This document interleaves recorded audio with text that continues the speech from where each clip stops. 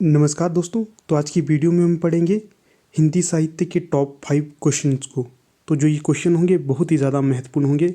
इन क्वेश्चनों में बहुत सारे तथ्य भी होंगे। आप इस वीडियो को ध्यानपूर्वक देखिएगा। अगर आपको इसका PDF चाहिए तो आप हमारे टेलीग्राम ग्रुप के साथ जुड़ेगा, वहाँ पर आपको इसका PDF मिल जाएगा। तो चलिए शुरू करते हैं आज की वीडियो को।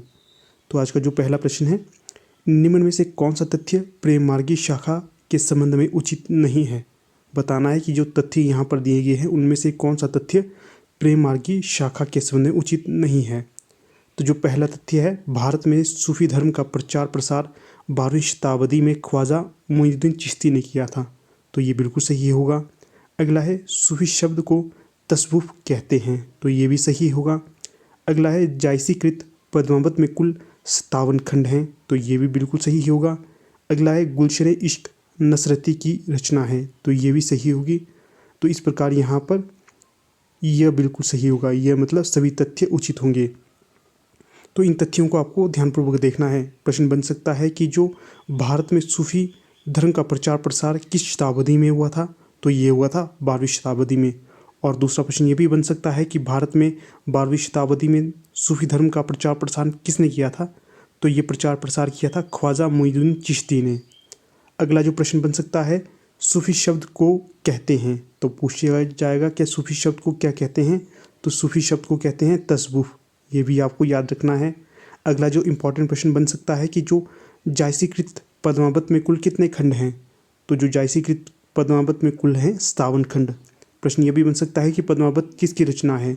तो जो पद्मावत है ये जायसी की रचना है, आपको ये याद रखना है। अगला प्रश्न है 2, कौन सा मिलान उचित नहीं है। तो यहाँ पर बताना है कि जो निम्न तथ्यों में से कौन सा उचित नहीं होगा।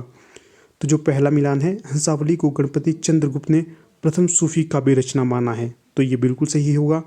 अगला है, चंदायन को राजकुमार वर्मा ने प्रथम सूफी काव्य ग्रंथ माना है। तो ये भी सही होगा। अगला है, सत्यवती कथा को हजारी प्रसाद द्विवेदी ने प्रथम सूफी काव्य ग्रंथ माना है। तो ये भी सही होगा। इन तथ्यों को आपको याद रखना है। हंसावली को गणपति चंद्रगुप्त ने माना है प्रथम सूफी काव्य ग्रंथ, चंदायन को राजकुमार वर्मा ने माना है प्रथम सूफी काव्य ग्रंथ, और सत्यवती कथा को हजारी प्रसाद द्विवेदी ने प्रथम सूफी काव्य ग्रंथ माना है। अगला प्रश्न है 3, कौन सी रचना प्रकाशन वर्ष के आधार पर उचित नहीं है। तो जो यहाँ पर पहला वर्ष और ग्रंथ होगा हंसावली, इसका जो प्रकाशन वर्ष बताया गया है ये 1370 है, बिल्कुल उचित होगा। अगला जो चंदायन है, इसका प्रकाशन वर्ष है 1379 ईस्वी। तो ये भी बिल्कुल उचित होगा। अगला जो चित्रावली है, इसका 1619 बताया है। तो दोस्तों यहाँ पर ये प्रश्न गलत होगा। जो चित्रावली का प्रकाशन वर्ष 1619 नहीं होगा, अपितु इसका प्रकाशन वर्ष 1613 होगा। जो इंद्रावती है, इसका 1744 है, ये भी सही होगा।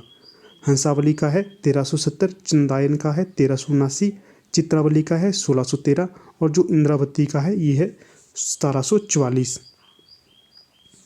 अगला प्रश्न है, स्थापना और तरीका। स्थापना दी गई है, इस्लाम 2 धर्मों में बंटा हुआ है, शरा और बेशरा। और जो तरीक है यह है बेशरा आगे 4 संप्रदायों में बंटा है, चिश्ती, सुहरावर्दी, कादरी और नक्शबंदी। तो यहाँ पर बताना है कि कौन सा सही होगा। तो यहाँ पर जो विकल्प स है बिल्कुल सही होगा, अर्थात दोनों स्थापना और तर्क सही हैं। तो चलिए इनको ध्यानपूर्वक देखते हैं। यहाँ से प्रश्न बन सकता है कि जो इस्लाम धर्म कितने भागों में बंटा है। प्रश्न बन सकता है कि जो इस्लाम धर्म कितने भागों में बंटा है, या जो इस्लाम 2 धर्मों में बंटा है वो 2 धर्म कौन से हैं। एक है शरा और दूसरा है बेशरा। आगे प्रश्न बन सकता है कि जो बेशरा है ये कितने संप्रदायों में बंटा हुआ है। तो जो बेशरा है ये 4 संप्रदायों में बंटा हुआ है। पहला है चिश्ती, दूसरा है सुहरावर्दी, तीसरा है कादरी, और चौथा है नक्शबंदी। आपको याद रखना है। अगला और आज का अंतिम प्रश्न है 5, निम्न में से कौन सा मिलान गुरु शिष्य परंपरा में सही नहीं है। पहला है निज़ामुद्दीन औलिया, इन जो ये गुरु थे अमीर खुसरो के। दूसरा है निज़ामुद्दीन औलिया जायसी के गुरु थे। तीसरा है शेख बुरहान कुतुबन के गुरु थे। चौथा है हाजी बाबा उस्मान के गुरु थे। तो यहाँ पर जो गलत होगा तो वो होगा निज़ामुद्दीन औलिया जायसी के गुरु नहीं थे। बाकी जो निज़ामुद्दीन औलिया ये अमीर खुसरो के गुरु थे, बिल्कुल सही है। अगला है शेख बुरहान, ये कुतुबन के गुरु थे। तो ये भी बिल्कुल सही होगा। आगे है हाजी बाबा, ये उस्मान के गुरु थे। तो ये भी बिल्कुल सही होगा। तो यहाँ पर देखते हैं जो जायसी थे, जायसी के गुरु का नाम फ़कीर शेख मोहिदी था, या इन्हें मोइनुद्दीन भी कहा जाता था, याद रखना है। जायसी के गुरु का नाम था फ़कीर शेख मोहिदी। तो ठीक है दोस्तों, यहाँ पर हमारी वीडियो का समापन हो जाता है। आप अंत तक बने रहे, इसका बहुत बहुत धन्यवाद।